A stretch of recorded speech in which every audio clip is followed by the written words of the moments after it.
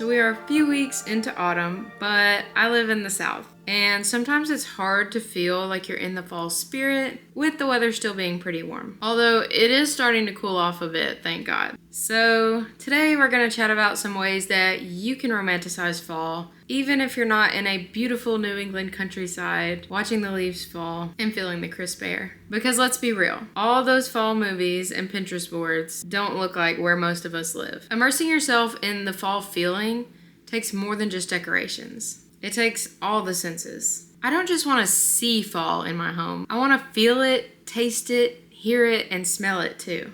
One of the first things I like to do when stores start putting out fall stuff is get a new candle. Lighting a candle can really improve the feeling of your home or office. I've been obsessed with this roasted espresso candle. I got it from a local shop, I believe last year, but I only burn it periodically. I feel like it's the most cozy during the fall and the winter. I haven't burned it much over the summer, so when I lit it for the first time last week, it transported me right back into the fall season. There's just something about a good candle that makes your home feel so welcoming.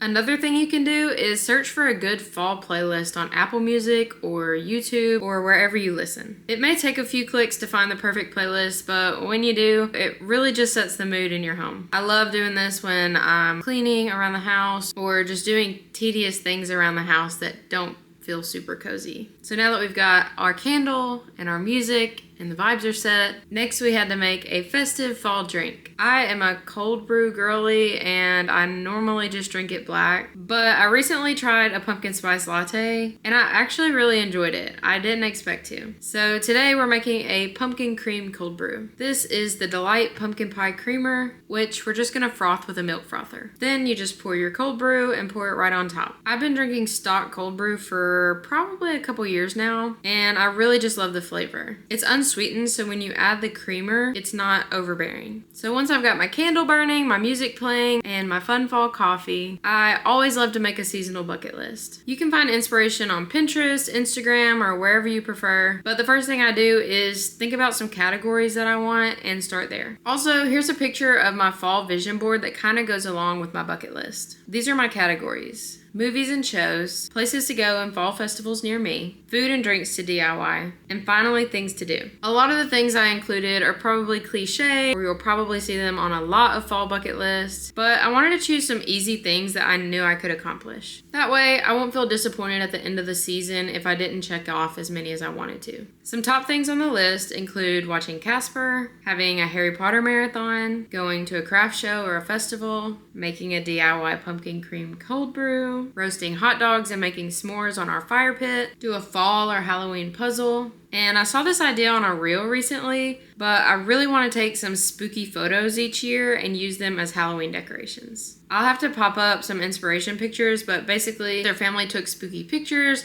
and then they either framed them in vintage frames and put them on a shelf, or even put them on little frames and magnetize them and put them on the refrigerator, which I love. I think it'll be really cute to take some pictures with my baby bump, and then next year we'll have a cute little spooky pumpkin of our own. I can't believe that this time next year we'll have an almost 1-year-old. Oh, and the biggest thing on my fall bucket list is to have a baby, which that's inevitable. We're gonna have a baby. Y'all, we are 8 weeks away from our due date, and I cannot wait for this little turkey to arrive. Speaking of turkey, there are so many food-related things you can do to romanticize fall. But one of those things is to make soup. Nothing feels more fall than starting soup season. So this week I made this yummy chicken taco soup. This is one of my husband and I's favorites. I can link the recipe in the description if you're interested, but we love it. And it's super easy to make. I think it takes like 45 minutes max to throw together. I also really love crock-pot dishes in the fall because you throw them together in the morning and then you're smelling the food all day and kind of anticipating and getting to eat it. And they're also just really easy to throw together. It takes very little effort, and by the time dinner arrives, you've got it made.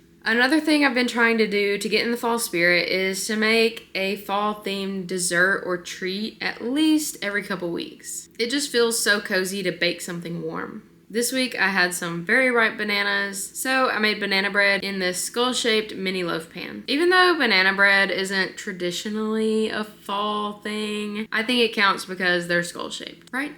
So this next thing is on a lot of fall bucket lists, but for a good reason. Go to a pumpkin patch. I didn't even know if there was one near me, but a quick search led me to one that is a little over an hour away. We actually found this one last year and we loved it so much that we decided to go back this year. And a pro about it is that my midwife's office is a little over halfway in the right direction. So today we had a baby appointment and then we went to the pumpkin patch after. Pumpkin patches are just so magical in the fall. Walking through all the pumpkins and getting to pick out the perfect ones for your porch is always so fun. The pumpkin patch we went to even has a field of zinnia flowers of all different colors, and if you choose to, you can pick your own flowers and bring them home with you. They also have a corn maze and a ton of fun activities for kids. So I'd say just that one trip could knock a few things off your bucket list. All that being said, if you don't know of any pumpkin patches near you, just do a search on Facebook or Google, and I bet one will come up. Also, one of my favorite things about fall is walking through crunchy fallen leaves. That one got checked off at the pumpkin patch too. My final suggestion to romanticize fall is to have a fall movie night.